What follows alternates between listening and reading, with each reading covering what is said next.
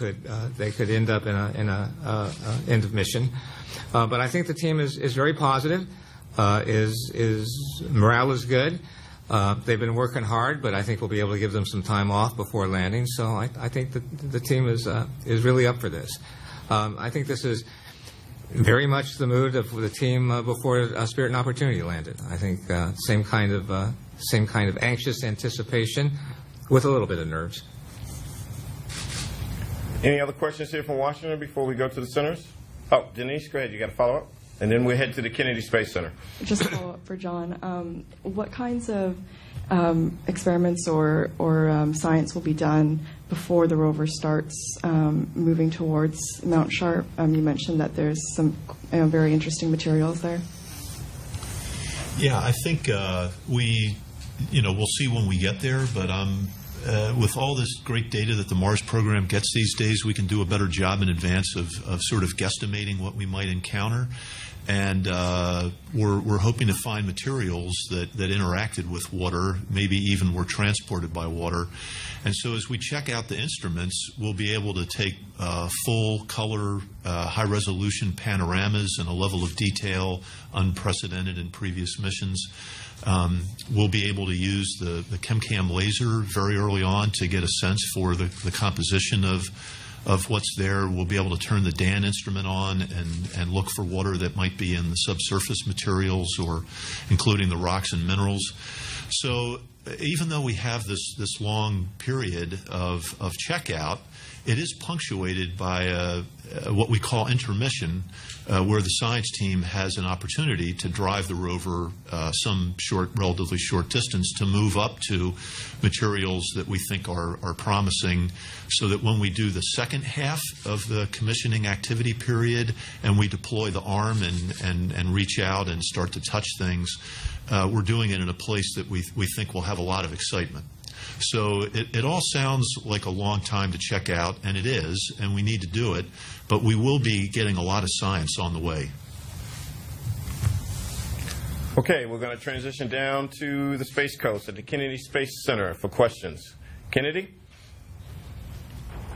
Hi, it's Irene Klotz with Reuters. I have two questions. The first is for John Grotzinger. The red stuff at the base of Mount Sharp in the landing ellipse, is that signify some mineralogical or some compositional, or is it what is that? What does that red stuff symbolize? Yeah, so the red stuff is present where we land, and it's also at the base of Mount Sharp. And we don't really know what that material is. The property that's being mapped there is something called thermal inertia, which is its ability to retain heat. And so at night, when that's imaged, you can see the ground sort of glowing. And what that tells us is that there's probably harder material there. And the harder material suggests maybe that there could have been water that interacted and maybe precipitated minerals there. So we can't guarantee that, of course, but that's one of our hypotheses going into it. It could be other things as well. It might be lava flows, but based on the whole geological context, we're pretty optimistic to find something that has to do with water.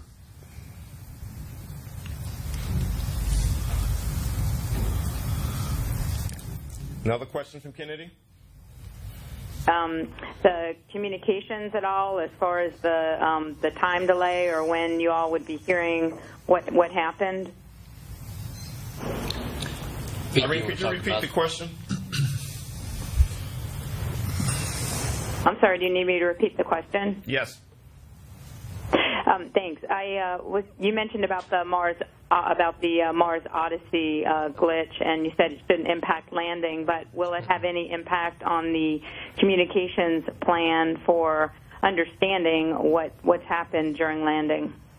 I can do that. So to be clear, it won't have any impact on landing. It's all a communications issue. So there are a number of assets there. Mars Reconnaissance Orbiter will be recording the entire event from entry in the atmosphere all the way past the landing time itself. So it will collect all that information. It is a store and forward, so it will record it and send it back to us sometime later, a few hours later. Odyssey was going to see all of the landing to the end, and it is essentially a bent pipe, so it just sends that data back. It has moved in the orbit from where it was originally, and so we are assessing what the issues are there, how much it's moved, and whether we want to try to move it back. There's a potential it won't see all of that landing area from a communications perspective. It won't cover the entire landing event at this point, and it may not cover any of that landing event. We just need to find out once the team is finished with their analysis. Deep Space Network will cover it. Mars Express, that belongs to the European Space Agency, will also cover it. But those both lose coverage due to orbital geometries about a minute to 2 minutes before landing itself. So there's no impact to landing itself, no effect on MSL. It's simply how the data gets returned to us and how timely that data is. Another question from Kennedy? Not know beyond the 14 minutes whether it landed safely or not? Right. If I could expand on that a little bit. Sure. So the spacecraft will transmit what we call X-band tones. If those of you are familiar with Spirit and Opportunity, it's exactly what was used on Spirit and Opportunity. And as Doug pointed out, the landing site is not visible from Earth at the time of landing, and so those tones will cease to be received at Earth sometime between the time the parachute deploys and the heat shield separates. So at that point, we will know carrier that it's there, and we should see Doppler from the parachute deploy. MRO will get the full extent of the EDL coverage from before entry until after landing. But as Doug mentioned, that's a store and forward system, and so the data will be returned to Earth about 3-4 hours later and made available to the project at that time. The Odyssey, the Mars Express data will, very much like the X-band, be kind of a carrier signal, and it will disappear about a minute before we land because it also goes over the horizon. Odyssey will depend on what happens to the Odyssey orbit as a result of the decisions that the program and NASA will make. In the baseline, it was to continue to receive data and forward it to Earth to a few minutes after landing. And in the modified system, we will see what we will see. We should see confirmation of Odyssey comes back about an hour and a half to 2 hours later, overflying the landing site. And so we should see at that overflight, we should get telemetry from the lander that indicates the lander's state and whether or not it landed successfully. Next question from Kennedy. We're in Florida today. Just for Pete to clarify, if MSL is landing at 1:31 a.m. Eastern Time on August the 6th, given your current communications issues, can you tell me what the first time Eastern would be that you would expect to know whether the spacecraft survived or not?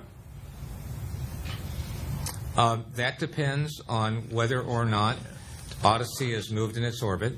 If the program decides to position Odyssey back to its correct position, and that is successful, and MSL transmits UHF successfully, and Odyssey receives it successfully, then we would expect to hear at 10:31 Pacific 1:31 on the 6th Eastern Daylight Time that we have landed successfully. The times we give you are Earth received times.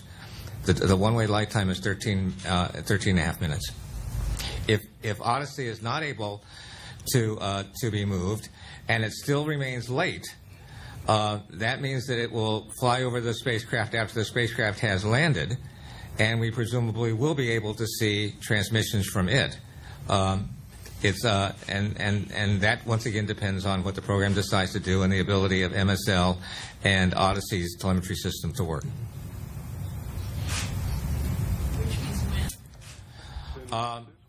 It would be somewhere between 10:35 and 10:40. 1:35 and 1:40. Todd, did you have a follow-up? That kind of laid out the history this century of Mars exploration and what's coming in the future. I know that you're in the middle of a rephase of the Mars exploration program as a result of budget issues. Could one of you guys give us an idea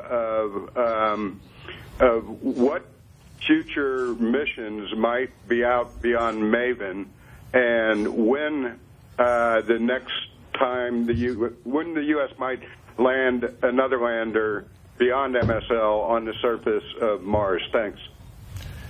Todd, we're going to toss it over to Dr. John Grunsfeld to start, and Doug may have a follow-up. John?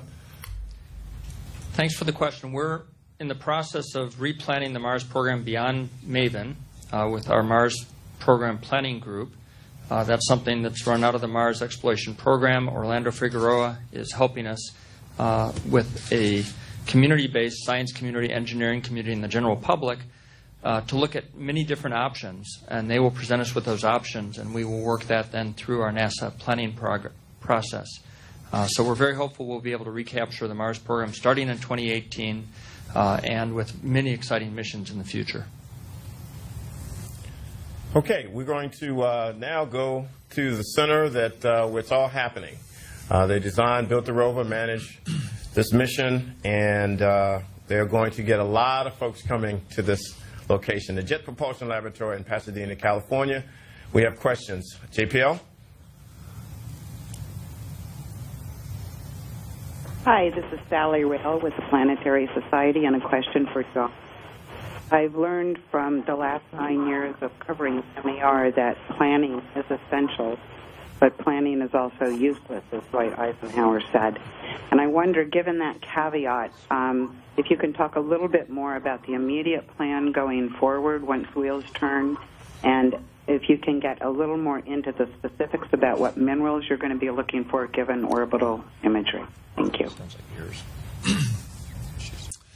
Yeah, we do exactly what you say. That's our whole basis. This is a mission of discovery, but I think it also puts us into the new era of Mars exploration, where we step on the shoulders of all this data that came before us, and it would be a crime to not postulate and propose hypotheses in advance of our exploration that could help guide our exploration, and we're going to do that.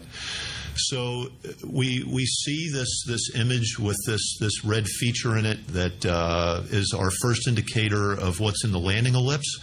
So far, all the other orbiters that have looked for hydrated minerals of the type that occur in Mount Sharp, those would be sulfates, those would be clay minerals. Those are the primary targets for our mission. But what's really interesting about this feature that we're going to land on is that it does have a different look to it than what's around it. We don't know exactly what it means, but to give you an intuitive sense for it, it's kind of like when you walk by a building early in the evening and you notice that it's kind of warm next to the building. That's what this is telling us, that relative to adjacent areas, this place just stays warmer later at night. And so there are a number of different options there, and one of them is that the rock retains a lot of heat because it's very dense, and there could be a couple of ways that would work out. Our most attractive, exciting hypothesis is that maybe water flowed through the materials there and precipitated minerals. If it did, we don't know what those minerals are. But that's a great thing about Curiosity, is that we'll be able to figure that out while we're actually checking out the instrument. So after about a month or two, depending on how things go, we're going to approach one of these features, and the first thing we're going to do is sample the soil.